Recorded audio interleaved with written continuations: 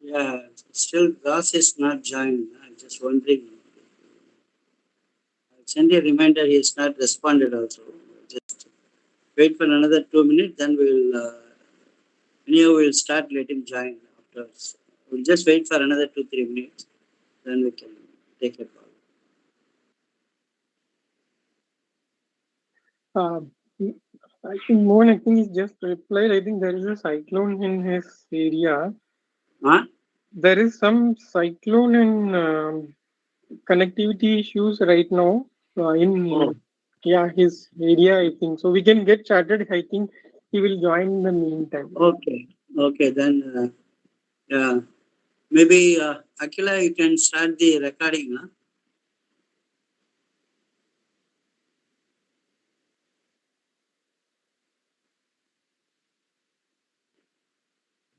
Okay.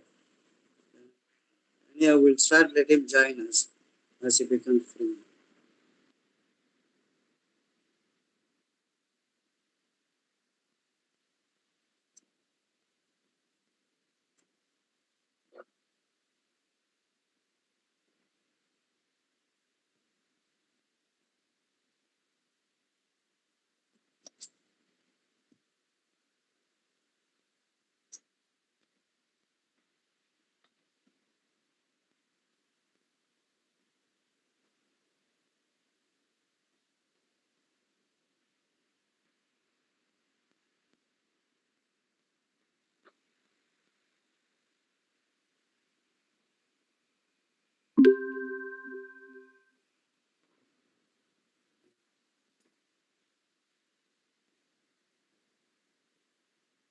Greetings and good evening to one and all.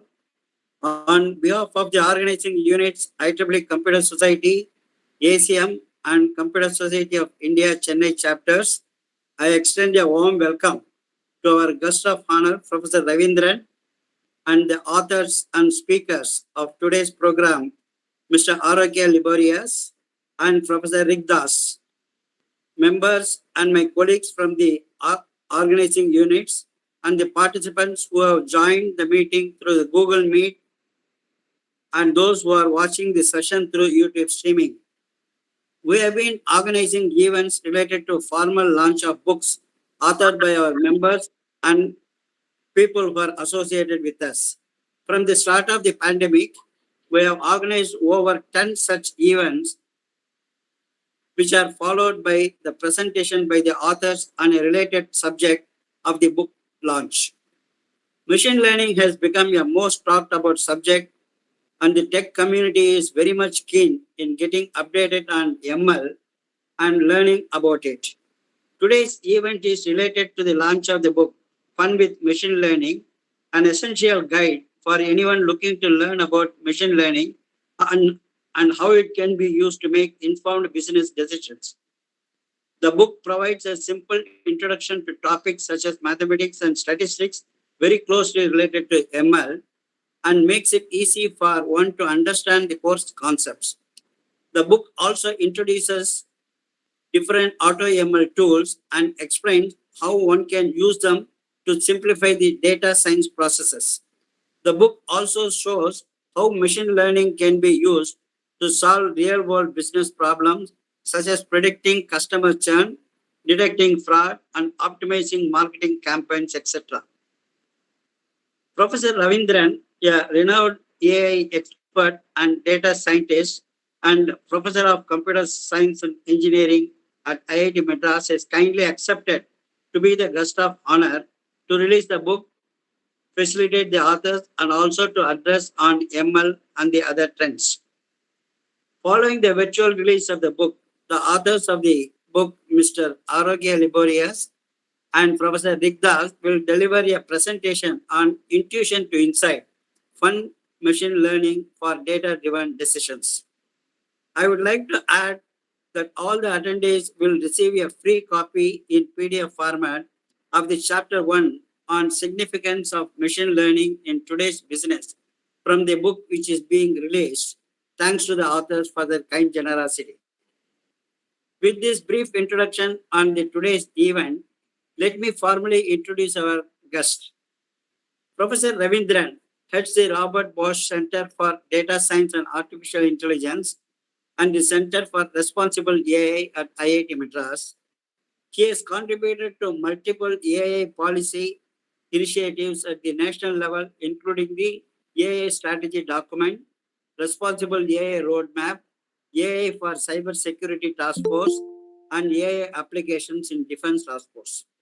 Professor Ravindran is a member of the Indo-EU Task Force on AI and ASEAN Publications Board Task Force on AI. He has co-authored a white paper on Indo-UK strategy and collaboration in artificial intelligence, commissioned by the British High Commissioner to India. Professor Ravindran had held visiting positions at the Indian Institute of Science, Bangalore, the University of Technology, Sydney, Australia, and Google Research. He is currently serving on the editorial boards of ACM Transactions on Intelligent Systems, Machine Learning Journal, Journal of AI Research, Pillars 1, and Frontiers in Big Data and Artificial Intelligence. Professor Ravindran has been actively involved in organizing many top conferences recently as the Associate Program Chair of AAAI, American Association for Artificial Intelligence, 2023, the conference. He has more than 100 papers in previous journals and conferences. His work has won multiple awards, the most being the best application paper at PAKDD 2021 conference. Professor Ravindran was elected as ACM Distinguished Member in 2021 for his significant contributions to computing. He was recognized in 2020 as a senior member of AAI, Association for Advancement in Artificial Intelligence, for his long-standing contributions. Coming to the authors, Mr. Arockia Liborious stands as a distinguished leader in the analytics field with an impressive 12-year career highlighted by numerous awards for his remarkable work in machine learning. As an experienced professional, Mr. Arockia has successfully devised and implemented machine learning solutions across a range of industries, demonstrating his proficiency in computer vision and natural language processing. His unique blend of technical skill and business insight enables him to evaluate the return on investment of machine learning solutions while strategically positioning them in the market. Skilled in spearheading initiatives, Mr. Arockia has driven the creation of innovative service and product strategies that utilize machine learning to tackle complex business challenges. His broad experience with clients in various sectors, including manufacturing, fintech, banking, food and beverage, and energy, equips him to understand and cater to each industry's distinct requirements, delivering tailored solutions that yield meaningful outcomes. Mr. Arockia's enthusiasm for leveraging data to inform decision making aligns with his belief that data driven businesses will flourish in today's competitive environment. Mr. Arockia holds a master's degree in data science and is a sought after speaker at industry events and conferences. His numerous awards recognize his significant contributions to the analytics field, reinforcing his esteemed standing in the domain. Welcome, Mr. Arockia. Coming to Dr. Rick Das, who is not new to our members. He has already delivered 2 webinar presentations for us as a distinguished speaker of ACM. Dr. Rick Das is a principal consultant specializing in data science at PwC, India, having previously worked as a lead software engineer in the area of artificial intelligence unit at Siemens Advanta. He has about 20 years of experience in industrial and academic research and has been professionally associated with several leading universities and institutions in India. Dr. Das has a PhD in Information Technology from University of Calcutta. He has received his MTech in Information Technology and BE in Information Technology from University of Calcutta and University of Burdwan, respectively. Dr. Das is a distinguished speaker by the Association of Computing Machinery for a tenure for 3 years from July 2020. Dr. Das has received several awards, which include InScience Research Excellence Award, the Best Researcher Award at the International Scientist Award on Engineering and Medicine in 2021, and Best Innovation Award in Computer Science category at UILA Awards 2021. Dr. Das has filed and published 2 Indian patents and has over 80 international publications till date with reputed publishers like IEEE, Springer, Emerald, Indus Science, and more. Dr. Das' research interests lie in the application of artificial intelligence techniques to solve real-life problems. He has carried out collaborative research with professionals from industry and academia. He has also authored 3 books in the domain of content-based image classification and has edited 7 volumes till date. Dr. Das has chaired several sessions and has been an invited speaker in several international conferences, events, and workshops on artificial intelligence and machine learning as a domain expert. Dr. Das is open to discussing new research and project ideas for collaborative work and techno-managerial consultants. With these words of formal introduction of our guest, let us move on with our agenda of today's event. Now, may I request Professor Ravindran formally release the book Fun with Machine Learning and address us. Over to Professor Ravindran. So, thank you, Mohan sir. I'm not quite sure what I'm supposed to do to formally release the book. No, just you can show the book, you can do. Yeah, that's what. I think your background is making the thing book is I not. know. Just quickly, I'll turn off my background.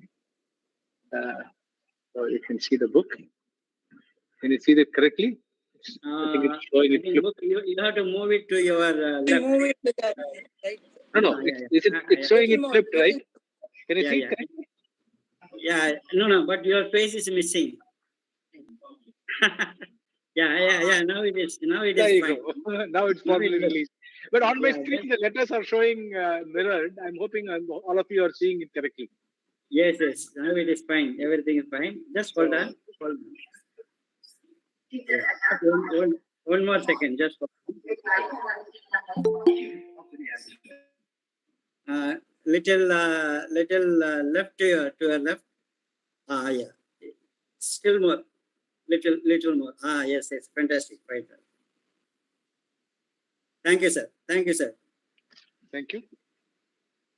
And I'll go back to hiding my background. Yes. There you go. Okay. So good evening, everyone. And I thank IEEE Madras chapter for inviting me to release the book and talk at this occasion. So when I looked at the title, "Fun with Machine Learning," it kind of brought back old memories of all these mere publisher books that we used to read, right? Fun with maths and fun with physics and things like that. So when I was in school, I don't know if so for Arockia and Rick, whether that was the motivation for call it fun with machine learning, but it certainly brought back good memories for me. And I also, so immediately I looked into the book, and one of the things that really struck me was that the book strikes a very good balance between trying to talk about the techniques itself, right, and also trying to talk about the applications, right. It is not, so my biggest complaint with most machine learning textbooks are either they go overboard and they just have it as a tool-based book, or they do only theory, right? So I mean, so the typical textbooks only talk about theory; they don't talk about enough about hands-on stuff. And then the typical hands-on books generally talk about the hands-on stuff, right? They don't have any infusion into the theory. And this book tries to strike a balance between both the theoretical aspect as well as some of the hands-on thing, and it covers a wide variety of topics, right? And again, it's a very much a practitioner's book, because it really talks about techniques and tools that people use in the industry, not just about deep learning. So, which I again, given all this hype and hoopla, it's good to see a book that's coming out that really talks about the workhorse techniques and not just about the showman techniques right now, right? So I mean, there is a place for deep learning, but there's a place for all these other methods that are talked about in the book. So I congratulate the authors for putting together a nice read, and so do take a look at the book when possible. Yeah. So another thing that actually struck me with the book, which is something which I haven't seen in many of the other, almost in none of the other books that I have seen, right? It's that in every chapter you have a section on what is the appropriate exploratory data analytics, right? The EDA part before you get into the actual deployment of the technique and the solution, right? And I think that putting this emphasis front and center on trying to understand the data properly before you start using the methods, right, is very important. And people don't pay enough attention to this. And if you're blindly you adopting methods on data without knowing what the data is, then the kind of conclusions you can draw from the model that you have learned is also limited, right? So getting that message across is very important. And I believe that given all this focus that is happening on AI and the techniques and all these recent focus on all these foundational models or large language models like ChatGPT and so on and so forth, the kind of taking people's attention away from good practices in ML. Right? And this book kind of puts the focus back on that. Right? So, in kind of to touch upon something that is we are doing at IIT Madras that kind of resonates with this theme of trying to understand what the models are doing and what the data is about before you start learning, right? So we, in fact, today morning we launched the Center for Responsible AI at IIT Madras, where we are looking at talking about how do you look at responsible deployment of AI solutions, starting from handling the data properly and analyzing the performance of these machine learning models, right? So what do these machine learning models really get us, right? So suppose I say that I have built this classification model, and then it gives me a precision of 97% and a recall of 83% and things like that. What does it really mean in terms of the application that you are trying to look at, right? So these are the kinds of questions that we really need to ask ourselves before we can say that I'm building this model and rolling it out into practice. Right. And apart from that, there is a whole set of other issues like fairness and ethics of ML and things like explainability of the decisions that you are learning. And it would be good if we have more practitioners books like this, right, which touch upon both the theory and also the math behind these math behind these methods, and then talk about these kinds of hands-on methods for building this. Right? So AutoML is fantastic. It certainly takes away a burden of having to do some hyperparameter tuning and very, very low level drudgery from the person designing the machine learning system. But it is not sufficient to use AutoML as a black box. You really need to understand what the set of parameters AutoML is tuning, right? And which are the ones that you really need to tune, which are the ones you probably need to take record, a domain expert to understand, and so on and so forth. And again, the book does give some intuition into that, right? Don't adopt AutoML blindly. But despite all this, there are still significant challenges in building machine learning systems, and I encourage people to think through these challenges. So I'll give you an example of something that we worked with a few years back, right? So we were building a system, right, that was using like visual, like a video input, and trying to do visual inspection of parts that were coming off an assembly line, and trying to examine them for faults. Right, we're looking for small pitting and cracking on the surface of the piece, and if that happens, then we reject it as a fault. And if the surface doesn't show any pitting, then it gets passed. Right. So we worked on this for quite a bit of time, and then one of the biggest challenges we found, the first challenge that we had to address, was standardizing the data gathering. Right. So even though we had complete control over the process, there were so much ambient variation that we just have a camera and then take pictures as the piece comes along. There is so much lighting variation, shadows change, and things like that. And so what we did was we came up with a very standardized way of synchronizing a flash with the camera, and so that we always take the image in the same lighting, right? So we had to come up with some kind of a technique to do that. So the data part, right? Regardless of what powerful methods that I was using, until I standardized the data gathering, I could not make real progress, right? So once we had that, we were able to make real progress. So this is nothing to do with the learning methods or learning techniques. Here we are talking about system design from scratch, right? End-to-end system design is what we are thinking of. So we worked on this for about a year, and then we came up with the solution that was very good. So there were about 700 samples that we tested this on, right? Out of these 700 samples, it made only 3 errors. Right? So we went and looked at. Obviously, you're curious, right? I mean, 3 out of 700 is a great performance metric. We could have as well packaged it and then shipped it, right? But we were very curious to see how come it made 3 mistakes. Let's see what those 3 pieces were where it made a mistake. And it turned out that 2 out of the 3 pieces, were okay. I mean, they're very, very, borderline. Sometimes a human being would have said, it's fine. Sometimes they would have passed it as okay, and sometimes they would have said it as rejected. They were like borderline, and it's okay for the system to make mistakes. But the third piece was really problematic.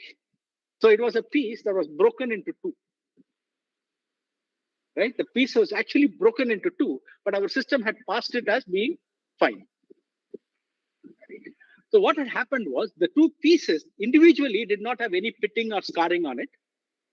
So our method said, "Hey, this is fine," because it had never seen a product that was broken into 2 pieces in its training ever. Not only in its training, in other test data that we had used so far, it had not seen it, and therefore it just individually evaluated the 2 pieces and it passed it. Then we went and asked those people, "Hey, look, this has happened. What do we do about this?" They said, "Well, we have been working in this production line for 10 years. We have never seen this happen before." But the problem is, even a 2-year-old will tell you that there is something wrong with the piece. But our machine learning solution said that it's all right. So we kind of had to step back. We couldn't ship it anymore because there's a significant loss of confidence on the, on the client side, saying that, "Hey, look, okay, I mean, this is such a simple mistake. I'm not going to, buy this system." Right? So these are very subtle things, and so when you're building these machine learning tools, it is not just about the algorithm, right? It is all about the whole pipeline, starting from how you gather the data, how you do the parameter tuning and all that, and all the way up to how you come up with how you evaluate the final solution. Right? So if you ask me what is the way to fix this, I would say there is no way to fix it. Right? I mean, these kinds of outliers are going to occur. I mean, this is one example that we saw in our test case because we were lucky. Something like that might have happened even after we shipped the product, right? So we wouldn't know.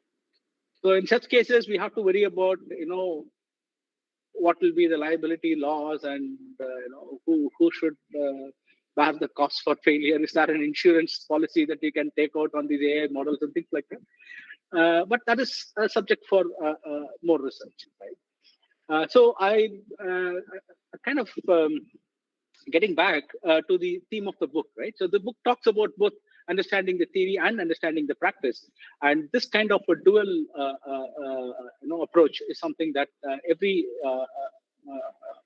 AI architect or AI engineer should take to their solutions. So once again, congratulate the authors for having written a great book. And thank you, and I hope you produce volume 2 where you talk more about responsible AI issues as well. Thank you. Thank you, Professor, for your address as well as formally launching the book.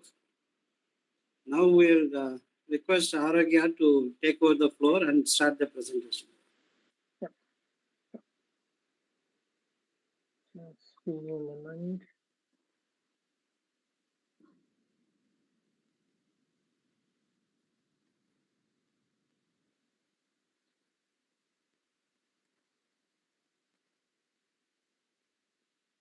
So sharing my screen. Yeah, we are able to see. Perfect.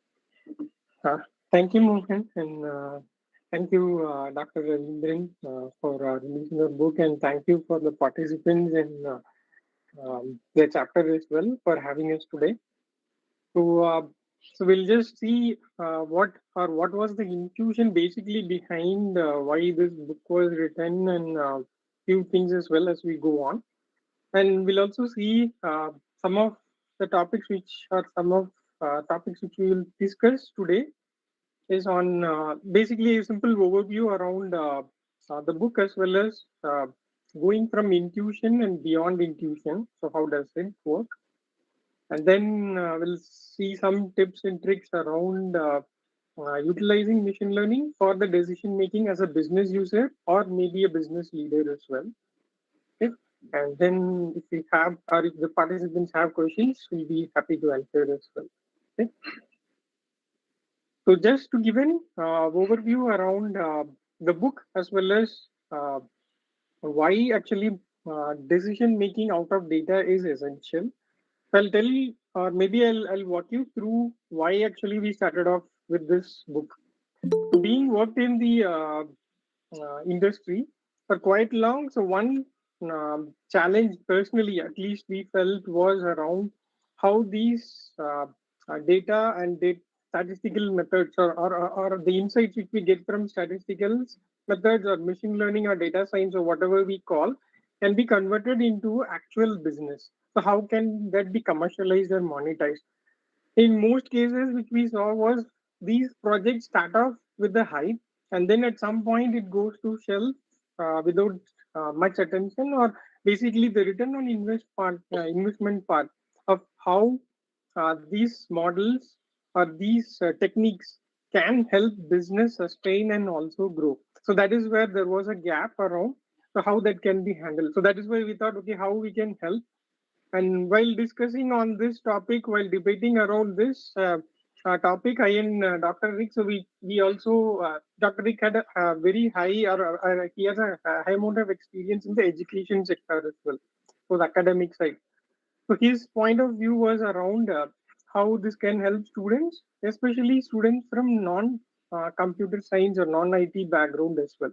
So basically, we categorize them as non-techies. So how they can also utilize, because data is becoming crucial for every single, I would say, domain and industry and field. So there is no industry or field as of today which does not utilize data. They do utilize data in some form or the other. So that's why we thought, let's see how we can trigger those journey for those who basically fear, let's say data science, especially for the part it involves some amount of, or not some amount, a large portion of it is based on stats and math. So that there are few people we understood that who had this fear, and also there are some who doesn't want to code. So programming is something which is part and parcel of data science journey. So there are also few people who kind of have a fear about coding. So basically, I am an chemical engineer. So I did my undergraduate in chemical engineering. So that's how I started. And then somehow I, during my working and my first job, I ended up working with data. So that's how this journey for me with data started. And then I started I started loving it even eventually, and then it went on and it moved to a different phase.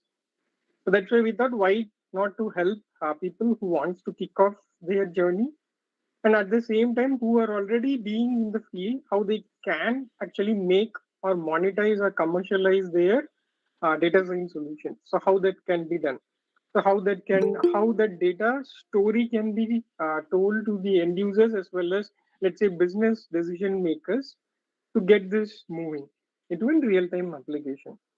So that's how that's how it started. So we thought we'll have this much more friendly, and as Dr. Ravindran also said about the book's topics which in earlier days about starting with fun. So we thought, why don't we have it so to bring back those memories, so that, and also have an maybe it will have this confidence, or it will develop certain confidence from the users who will read as well, to gain uh, reasoning or maybe gain confidence on machine learning can be for everyone as well, at least to start with. And later on, you can develop and go on building your capacity or capability as well in the field.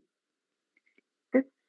And then ML, actually, as earlier also said, it's nowadays, I think you might have seen the hype everywhere. At least from the last 4 to 5 months, there has been an buzz around the entire market with the release of the GPT models. The entire industry has turned upside down. Almost every industry is now trying to utilize these technologies, and at the same time, it also has its positive and negative effects as well. So that's where how ML can be utilized. Uh, and what is the significance and how it is going to be applicable for each and every industry. So this is also something which we have also discussed in the book, and that is now, I think, crucial for everyone also to know. Okay. So the reason being, if we don't know how this can be applied or used in a specific process or an industry, it's going to be really difficult to build these models as well. Okay. And then the EDA part, especially the exploratory data analysis, so making sense out of the data. So no matter what, in which position a person is in an industry or in any industry, basically, being in an entry level or maybe in an let's say the highest level, which is the CEO. So everyone needs to know or make sense out of the data. So sometimes at different levels, maybe we don't want to code, or maybe we don't want to spend too much time. Main reason being the mobile and the mobile applications have made our life much, much, much easier. So compared to 10 years back, so how a mobile phone was utilized and how things happen now. So everything happens in seconds or minutes for us. So once upon a time, using a mobile, ordering certain things is going to be a time-consuming process. But now things are too fast-paced right now. So that's where some users would also like to get insights at a faster rate without much knowledge around programming as well. So that's why we thought maybe AutoML tools can be a starting point, basically, for an basic level user to understand what is the data telling me about, so that I can make my own personal decisions. Okay? So that's how it's going to be helpful. And at some points, we might even take decisions out of intuition. So one example was in one of my earlier journey in one of my earlier companies. Actually, they used to clean certain machineries in the manufacturing sector based on an intuition. Basically, the maintenance cycle for those companies or manufacturing plants will be based on a certain specific duration. So here this fixed duration is, let's say, once in every 2 years or once in every 3 years, this cycle will be continued. But necessarily the part where they have this information around certain equipments get degraded faster and certain equipments get degraded at a slower rate. So these are some of the information which they already had, but they didn't want to utilize how that can be all, or how that can be utilized to make or plan their maintenance cycle for a production plan. So they still are, typically people went on with the intuition. So that was also one of our intuition to educate or maybe create an awareness how data can be useful to move towards a phase from just based on a gut feeling to a next phase of how data can help you make the right business decisions as well. Okay. So that's more all about why and how we started uh,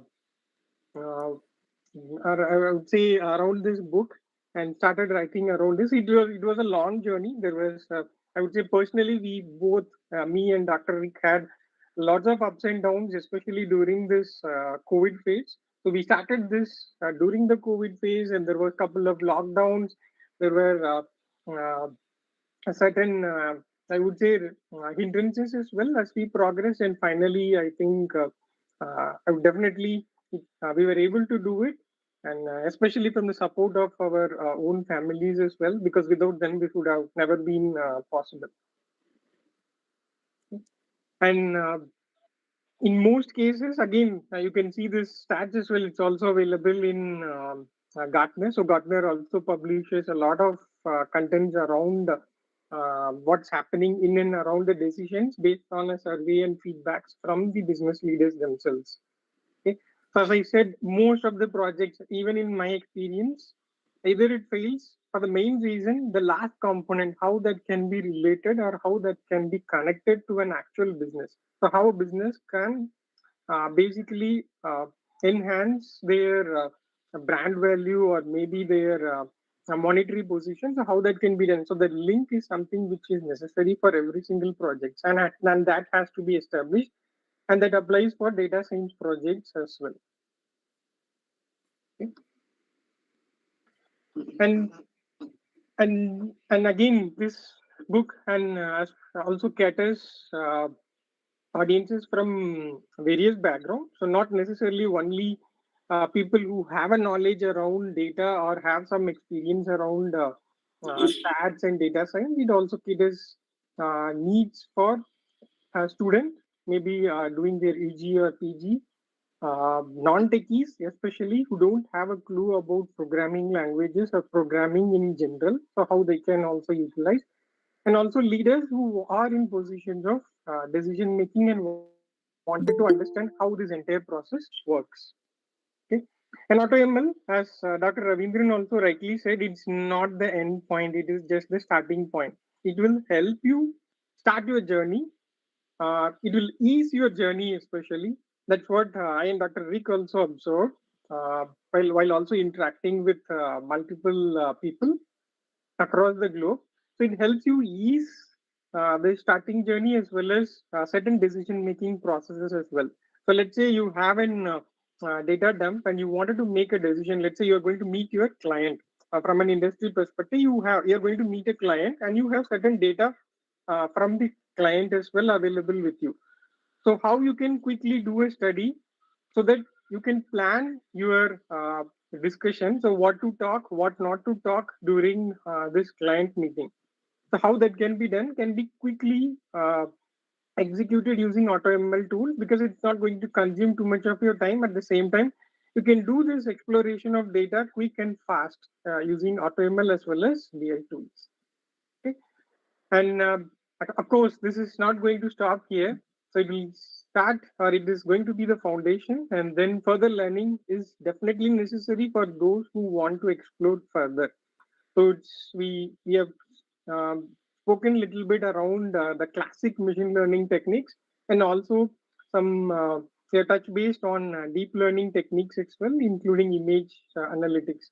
So how that can be utilized for business applications.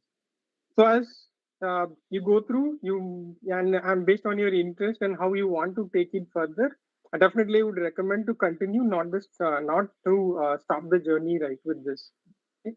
And the last one is about data storytelling, which is I would say personally I feel that is something which is missed by most data scientists, at least in my and Dr. Rick's experiences, because this is a part where we tell story out of your data. So how to convey your story? Say, for example, in one of the projects, we worked with the manufacturing plant in the past. So there was a scenario where we want to explain a complex topic to different levels of people in the organization. Okay, for example, there can be an operator in a manufacturing plant, and there can be also a plant manager, and there can be also the overall departmental head for the uh, operations plan. So you will have people at different levels, and they have different levels of understanding as well. So that is where we thought we'll have to spend some little time around data storytelling, and this will actually help you go beyond your intuition. So not just intuition, but how data can be utilized and how data can be beautifully utilized as well to make a decision out of it. Okay. So that's where the last part also we have spent quite a good amount, couple of chapters around data storytelling and also on the tips and tricks which can help you move beyond your intuition and how data can be utilized. Okay. And that's all from me and Dr. Rick for today. So I hope you enjoy reading this book, and if you have any feedbacks and if you have any comments about, please do reach out to us. So I and Dr. Rick both are active in LinkedIn, so you can reach out to us. And thank you, everyone. And if there are any questions, we'll be happy to answer. Yes, sir. Thank you very much for your excellent presentation about the fun with machine learning, the book written by you. And we have received some of the questions from the registered participants. So I will read out one by one. Yeah. So kindly answer the questions. What is the future of Chat GPT? Okay. So ChatGPT is right now a buzzword, and I think in the last few weeks we could have seen a lot of developments in GPT models, especially around generative AI. Generative AI is something new. Honestly, it's an new animal in this field, not necessarily not new in terms for the technical, I would say, crowd, but for the commercial audiences, this is something new. And that is something definitely going to evolve. There are lots of hiccups and regulatory issues and privacy issues as well, especially when it comes to these kind of generative AI models. So I think it's going to evolve. ChatGPT is definitely going to be an highly utilized productivity tool. So personally, for me and my team, we used to spend around. We used to spend a lot of time around, especially on the coding. But now with utilizing some of these generative models like ChatGPT, we have considerably it has reduced 60% of our time. So now we are spending more time on the literature review part. So whenever we start a project, so we allocate more time for the literature review and the exploration part, and um, and the coding time has considerably reduced. So for to me, in a nutshell, it's going to be an productivity enhancement tool, and that's going to continue even further. Thank you, sir. Next question: whether machine learning technique is used in chatbot? So for chatbot, yes. So you have depending. It's going to be dependent on the user's need as well. So if it's going to be a basic uh, question and answer type of an conversation you need, and it is also going to be very specific, then I don't think machine learning is something which will be necessary. So you ask a question, you get an answer. So these can be already pre-built as a rule-based engine or a rule-based algorithm. So that's how. But when people want to interact more like a human, so like I'll take the example of ChatGPT, how this interacts with the user. So when we want a human-like, not exactly a human, but a human-like experience, definitely machine learning will be and has to be part of your chatbot. Nowadays, in most chatbots available, in the market by most companies. It's part and parcel. So machine learning is part of these chatbots. Thank you, sir. Next question. What are the challenges in the decision making through the help of artificial intelligence and machine learning? Okay. So there are, I would say personally, the first challenge I would say is around the data itself, the quality of data you get, because people say we have a lot of data, and how to make a value out of it. But the problem is how much of good data we have. And so there is a lot of work which also goes behind preparing and cleaning the data. And also each data point collected has its own bias. So for there is a term called survivorship bias, which means, let's say, this particular terminology came in during World War II when people started analyzing the aircrafts or the fighter jets, which was returning back after an engagement within enemy territory. So they were trying to analyze where it has been shot down and where there were holes in the particular fighter jet, but they missed out a total point. There were few jets which didn't even return back to the base position. So that had some crucial information of what could be the cost or how those can be avoided in the future. So this particular miss or bias is what is termed as a survivorship bias during that period. So that is applicable even for machine learning, because we do the data itself has a certain amount of bias, and we just use it, deploy it, and then later realize something is going on wrong. So that is, I would say, one of the primary challenges. And the other one, I think, um, Dr. Ravindran also spoke about it, especially on the interpretability and the explainability of the model. So how that can be interpreted and how that can be easily explained to an end user, because it cannot be a black box environment where you send something, you get something out, but necessarily don't know what happened in between. I would say these are the top two, I would say, challenges. Thank you, sir. The next question is also something similar to the previous one. How effectively machine learning is going to help in data-driven decisions when compared to other artificial intelligence tools? Okay. So basically here, the first point would be, of course, to uncover or maybe decode certain patterns which is not visible to naked eyes, I would say, while analyzing the data. So there are certain BI tools as well which are available, and you might get data. There are lots of reports also gets prepared on a daily basis. So these are, I would say, bread and butter type actions or tasks which is necessary for every organizations and for every field, no matter what.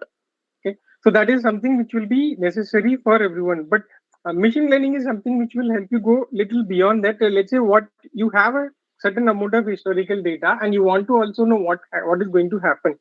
A classic example would be a weather prediction app, which normally I would say most of us who have a smartphone, and if we want to step out or maybe have a vacation plan, we often use this weather prediction or weather forecasts. The reason being, so we see what is the situation now, what will happen in the future, and then plan our day or maybe the upcoming days. So that is a simple, or that is one, I would say, practical use of machine learning and historical data to make decisions as well.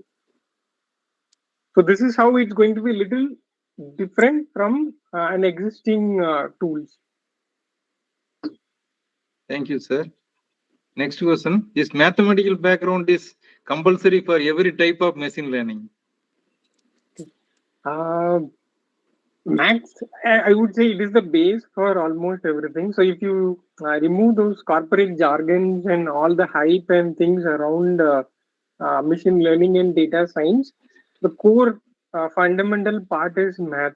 Okay, so math is going to be definitely, knowledge of math is definitely needed. I would personally recommend at least understanding the basic statistics before going into or before exploring this field as well, because these are not something new. So every one of us would have undergone maybe 12 years of school days.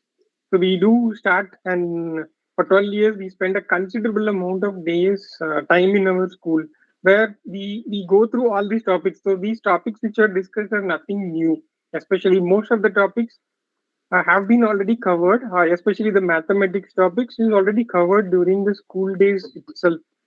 So that's something we'll have to refresh our memory back.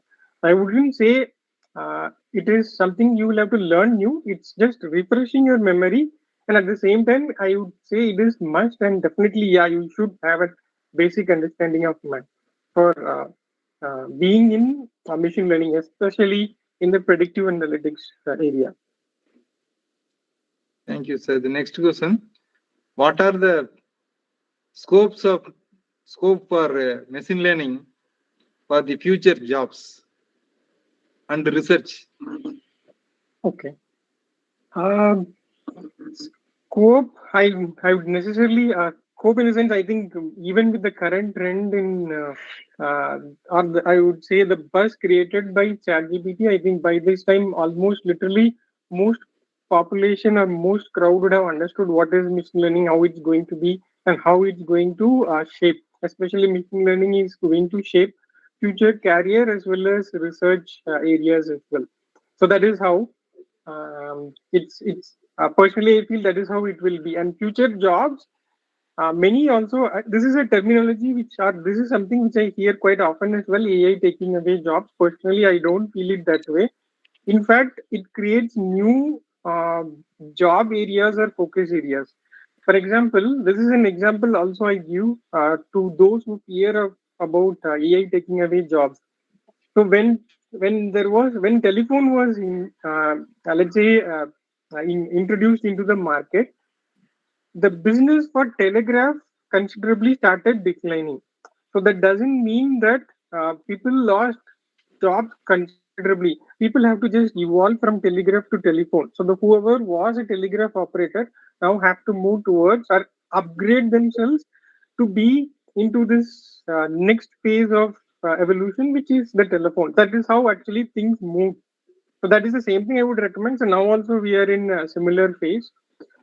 That's also one of the key points we thought why this book will definitely help move you or help you upgrade or start your journey from one phase to another phase. And this is going to be must for everyone. So understanding data, analyzing data, making sense out of data is going to be a basic necessity for every single job in the future. So I would say definitely it's a must, and that is how future jobs will also evolve. So the introduction of generative AI models, especially ChatGPT, has brought in a new kind of a role called prompt engineers. So once upon a time, 2 years back, there was no concept of prompt engineering. But now there is a new role and which is evolving, which is prompt engineering or prompt engineers. So that is how I would say the evolution will be, and this is how the future also will be, and there will be much more coming in. New roles will be created on the way. Thank you, sir. What are all the emerging areas of research in reinforcement learning? Okay. Reinforcement learning, I would say personally, I would say the deep reinforcement learning is something which will kick off definitely for sure. And that's something which most of the researchers will also try, at least from my experience point of view, in manufacturing as well as in some of the energy sectors, because that's going to be little crucial, and it also helps uh, more on building highly capable robots in the future, or maybe I would say autonomous robots which can I would say handle certain tasks with minimal human intervention, and at the same time high precision as well. Thank you, sir. One last question. Some of the non-profit initiatives such as OpenAI, which started as non-profit initiative, has now turned commercial ventures. So please comment about it, sir.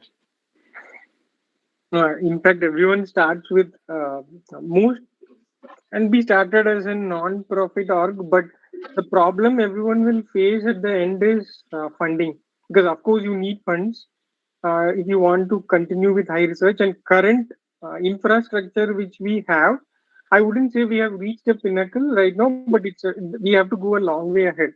So the resources necessarily to build systems like ChatGPT is going to be highly costly. It's not currently democratized.